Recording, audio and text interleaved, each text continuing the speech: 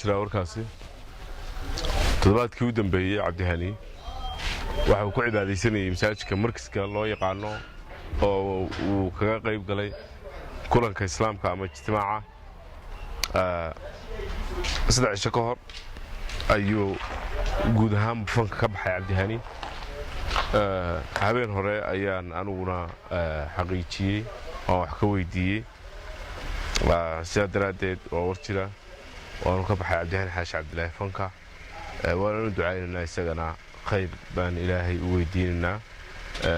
waana wax qurux badan qofku Ilaahay dartii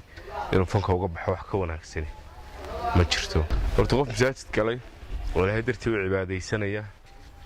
oo Ilaahay dartii fanka u daayay sabab kale loo eega ma jirto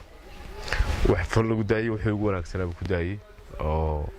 Ilaahay dartii buu daayay masaajidku galay marka waan qurux badan baan leenahay faafaahin karana uma baahnaba